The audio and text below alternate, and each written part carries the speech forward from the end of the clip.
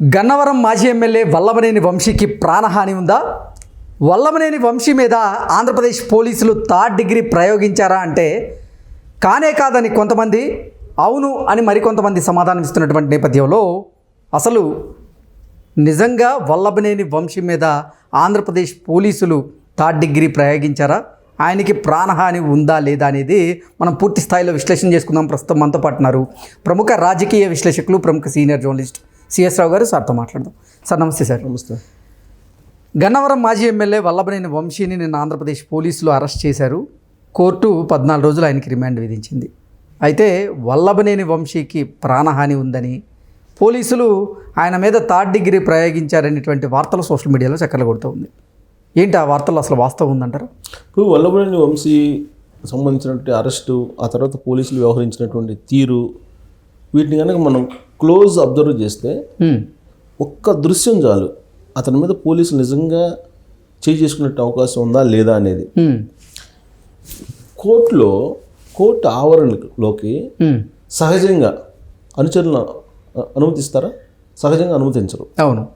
కానీ వల్లభనేని వంశీ కోర్టుకు వెళ్ళినప్పుడు వంశీ అనుచరులని కోర్టు లోపలికి అనుమతించారు పోలీసులు. ఇది ఒక పాయింట్. 2, ఆయన సతీమణి ఉన్నారు కదా పంకజం గారు, ఆమె వంశీ ఇద్దరు హ్యాపీ మూమెంట్స్ని పంచుకున్నటువంటి విజువల్స్ టెలికాస్ట్ అయినాయి ఛానల్స్లో. అంటే పోలీసులు నిజంగా ప్రెషర్కి గురి చేసి, లేదంటే థ్రెటనింగ్ చేసి, లేదంటే బలవంతం చేస్తే కనుక ఆ విధంగా వాళ్ళు హ్యాపీ మూమెంట్స్ని కోర్టు ఆవరణలో పంచుకుంటారా wife and husband? Okay. Chandrababu garu arrest జరిగింది, మనం చూసాం కదా కోర్టులో. ఆ రోజు రైతులు మొత్తం మనం చూసాం కదా, రోజు ఆల్మోస్ట్ 10-11 దాకా ఎలా ఉందనేది.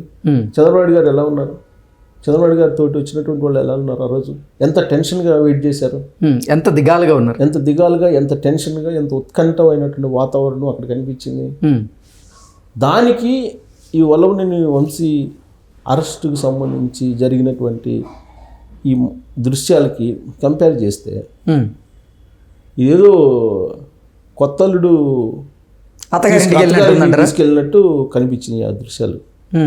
కొత్తల్లుడిని తీసుకెళ్ళినట్టు అత్తగారింటికి తీసుకెళ్తున్నప్పుడు ఎలా ఉంటుందో అలా ఉంది. ఇప్పుడు అతను వెళ్తూ ఉంటే మామూలుగా జనరల్గా ఎమ్మెల్యేనో మంత్రి వెళ్తున్నప్పుడు ఎస్కార్ట్ ఎలా ఇస్తారో అలా ఇచ్చినట్టు కనిపిస్తుంది. ప్లస్ వాళ్ళు అసలు ఎవరైనా కోర్టు ఆవరణలోకి, ఇప్పుడు పైగా అక్కడ 144 సెక్షన్ ఉంది, 30 యాక్ట్ పెట్టారు. మరి 30 యాక్ట్ 144 సెక్షన్ ఉన్నప్పుడు కోర్టు ఆవరణలోకి మీరు ఎలా అలౌ చేస్తారు? అసలు అనుచరుల్ని ఎలా అలౌ చేస్తారు? సింపుల్ కదా. ఎవరైనా వాళ్ళు అక్కడ గొడవ చేస్తే ఎవరు రెస్పాన్సిబిలిటీ? లేదా ఆడ జరిగితే ఎవరు రెస్పాన్సిబిలిటీ? అసలు కోర్టు ఆవరణలోకి అలౌ చేశారని అంటే ఎంత ఫ్లెక్సిబుల్గా ఉన్నారు పోలీసులు, ఆంధ్రప్రదేశ్ పోలీసులు అని చెప్పి మనకు అర్థమవుతుంది కదా. మరి ఇలాంటి సీన్స్ మనం చూసిన తర్వాత ఆయన మీద థర్డ్ డిగ్రీ ప్రయోగించారు పోలీసులు, ఆయనకి ప్రాణహాని ఉంది జైల్లో. ఇలాంటివి మనం నమ్మచ్చా నమ్మకూడదు అనేది కొంచెం విచక్షణతో ఆలోచిస్తే అర్థమవుతుంది ఎవరికైనా. అసలు ఇప్పుడు ఉండేటువంటి ప్రభుత్వం ఆరోపణలు ఏదైతే చేస్తుందో ఆరోపణలు నిరూపించుకోలేని పరిస్థితిలో ఉంది. పోనీ కొంతమందిని అరెస్ట్ చేశారు, అరెస్ట్ చేసినటువంటి వాళ్ళని శిక్షించేదానికి పగడ్బందీగా ఉన్నారా అంటే పగడ్బందీగా లేరని చెప్పేసి ప్రభుత్వంలో ఉండేటువంటి వాళ్ళే అంటున్నారు కదా. అసలు వెంకటరెడ్డి మైనింగ్ ఆయన బెయిల్ మీద ఎప్పుడు వచ్చో కూడా తెలియదు. మరి ఇలాంటి సిచ్యువేషన్లో వల్లభనేని వంశీని కొట్టారనో, లేకపోతే తాడ తీశారనో, తొక్క తీశారనో, లేకపోతే భలే తమ్లైన్స్ భలే ఉంటున్నాయి చూస్తుంటే, నాకు నవ్వు వస్తుంది. ఇప్పుడు వల్లభనేని వంశీని హైదరాబాద్లో అరెస్ట్ చేశారు. హైదరాబాద్లో అరెస్ట్ చేసి నేరుగా విజయవాడ తీసుకెళ్లారు, అంతే కదా. మధ్యలో అసలు ఆ ఎస్కార్ట్ తోటి ఆయన సతీమణి అనుసరించారు, వచ్చారు కదా. వచ్చినప్పుడు వీళ్ళు నిరోధించారా? ఆ సతీమణితో పాటు ఇంకా అనుచరులు కూడా ఆ ఎస్కార్ట్ తోటి కంటిన్యూ అయ్యారుగా, దాదాపు అక్కడ దాకా విజయవాడ పరిసర ప్రాంతాల దాకా వెళ్ళారు. మరి నిలువరించలేదుగా, ఎస్కార్ట్ని ఫాలో అయ్యారుగా. మామూలుగా అయితే జగన్మోహన్ రెడ్డి గారు అధికారంలో ఉన్నప్పుడైతే మనం చూసాం కదా, రఘురామకృష్ణరాజు గారి అరెస్ట్ చూసాం కదా. రఘురామకృష్ణరాజు గారి అరెస్ట్ ఎలా జరిగింది, ఆ దృశ్యాలు ఇప్పటికి కూడా ఉన్నాయిగా, సోషల్ మీడియాలో కూడా ఉంటాయిగా. దానికి దీన్ని కంపేర్ చేసుకొని చూడండి. అప్పుడు పోలీసులు ఏ విధంగా వ్యవహరించారు, ఇప్పుడు ఏ విధంగా వ్యవహరించారు అనేది.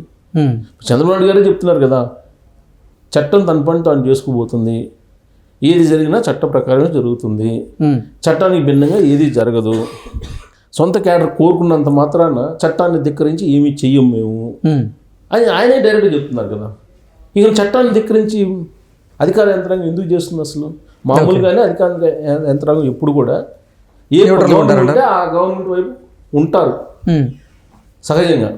అయినంత మాత్రాన చట్టాన్ని ధిక్కరించి ఓవర్ యాక్షన్ చేసి ఎవరు వెళ్ళరు. వెళితే ఎలా ఉంటుంది అనేది మనం చూస్తున్నాం ఇప్పుడు. ఏది విశాల్ గున్ని, కాంతిరాణ్ తాత, సీతారామాంజనేయులు, వీళ్ళందరినీ మనం చూసాం కదా. చట్టాన్ని ధిక్కరించి ఎలా వెళ్తే ఎలా ఉంటుంది అనేది. సునీల్, సంజయ్, అసలు సంజయ్ గారు అయితే ఏం చేశారు, ఏకంగా ప్రెస్ మీట్లో పెట్టారు కదా చంద్రబాబు గారికి వ్యతిరేకంగా. అదేమో కోర్టులో ప్రైమరీగా ఛార్జ్ షీట్ కూడా వెళ్ళి అప్పటికి అసలు ఆ కేసులో ఛార్జ్ షీట్ కూడా లేదు. ఛార్జ్ షీట్ వేయకుండానే అప్పుడు ఏఐజీగా ఉన్నటువంటి సుధాకర్ రెడ్డి గారు, అలాగే సంజయ్ గారు ఐపీఎస్, వీళ్ళిద్దరు కలిసి ప్రెస్ మీట్లు పెట్టారు. ఆంధ్రప్రదేశ్లో చంద్రబాబు నాయుడు గారు స్కిల్ డెవలప్మెంట్ కేసులో ఒక పెద్ద నేరస్తుడు అని చెప్పి ప్రెస్ మీట్లు పెట్టారు. ఆంధ్రప్రదేశ్లో కూడా కాదు, అది ఆంధ్రప్రదేశ్ కూడా కాదు, హైదరాబాద్ కూడా కాదు, మళ్ళీ ఢిల్లీ పెట్టారు కదా. అంటే దీన్ని పర్సనల్గా వాళ్ళు తీసుకున్నారు.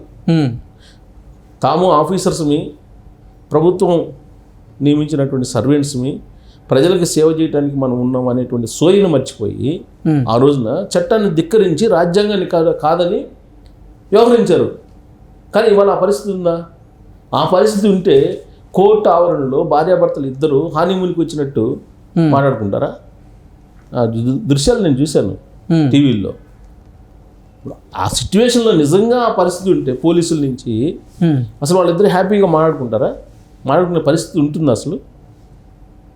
ఇప్పుడు బహుశా నేను అనుకుంటే బెయిల్ కోసం ఆయనకి ప్రాణహాని ఉంది అనేటువంటిది ఒక సిచ్యువేషన్ని క్రియేట్ చేసే ప్రయత్నం చేస్తూ ఉండొచ్చు ఆయన అభిమానులు, నాకు తెలిసినంత వరకు, నాకు అవగాహన ఉన్న మేరకు.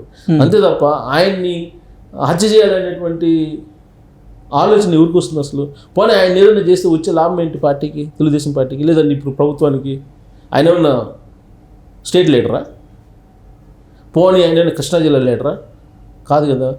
ఆయన గన్నవరానికి సంబంధించినటువంటి ఓడిపోయినటువంటి పొలిటీషియన్. ఆయన్ని మర్డర్ చేస్తే వచ్చేటువంటి బెనిఫిట్ కన్నా నష్టంగా ఎక్కువ కదా. ఎవరైనా చేస్తారా ఆ పని?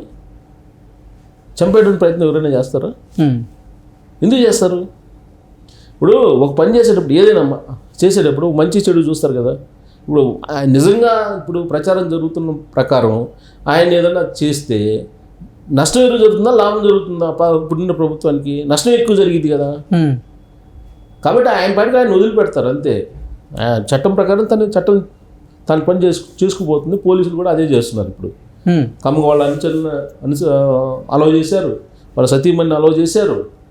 ఇప్పుడు జైల్లో ఉన్నారు. జైల్లో కూడా నాకు తెలిసినంత వరకు ఆయనకి సెల్ ఫోన్లు, లేదంటే పర్సనల్గా తిండి, ఇవన్నీ కూడా అరేంజ్ చేసిన ఆశ్చర్యపోవసలు. ఎందుకంటే మనం బోర్గడ్డ అనిల్ చూసాం కదా. బోర్గడ్డ అనిల్ ఏమైంది, తన మేనల్ని పక్కన పెట్టుకొని ఎంజాయ్ చేస్తున్న విజువల్స్ బయటకు వచ్చినాయి కదా. విజువల్స్ బయటకు వస్తే ఆ సందర్భంగా ఏం చేశారు, ఆ విజువల్స్ని బయట పెట్టినటువంటి జర్నలిస్ట్ మీద కేసు పెట్టారు. అసలు ఆ విధంగా ఎందుకు జరిగిందని క్వశ్చన్ చేసిన వాళ్ళు లేరు. ప్రభుత్వం క్వశ్చన్ చేయాలి కదా. ఆడ ఎవరెవరిని బాధ్యం చేసి సస్పెండ్ చేయాలి కదా. చేశారా? లేదు కదా. బోర్గడ్డ అనిల్ పోలీసులు ఎదుటే జర్నలిస్టులకు వార్నింగ్ ఇచ్చారు. నందిగం సురేష్ ఏం చేశాడు, ఆయన వార్నింగ్ ఇచ్చాడు కదా. తెలుగుదేశం పార్టీ వాళ్ళకి వార్నింగ్ ఇచ్చాడు, జర్నలిస్టులకు కూడా వార్నింగ్ ఇచ్చాడు. స్వేచ్ఛ లేకపోతే పోలీసుల దగ్గర వాళ్ళకి ఆ విధంగా వ్యవహరిస్తారా? మరి వాళ్ళకే స్వేచ్ఛ ఉన్నప్పుడు మరి వల్లభనేని వంశీకి స్వేచ్ఛ ఉండదా? వల్లభనేని వంశీకి ఇంకా స్వేచ్ఛ ఉంటుంది. నాకు తెలిసినంత వరకు జైల్లో కూడా అన్ని రకాల సౌకర్యాల్లో ఆయనకి ఏర్పాటు చేస్తారు. చేసే అవకాశం కూడా ఉంది, లేకపోలేదు. చేస్తారని మనం నిర్ధారించకూడదు, కానీ అవకాశాలు ఉన్నాయి. ఇది ఈ పరిణామాలను మనం ఒకసారి విశ్లేషించుకొని మనం ఒకసారి అవలోకనం చేసుకుంటే డెఫినెట్గా ఆయనకి అత్తగారింటికి కదా జనరల్గా మనం అమ్మ జైలు అనగానే అత్తగారింటికి వెళ్ళారని అంటారు సెటరిక్గా. ఆ తరహా వసతులు, ఏర్పాట్లు, సౌకర్యాలు ఆయన చేసేటువంటి అవకాశం కూడా లేకపోలేదు. Okay sir, thank you so much. Thank you.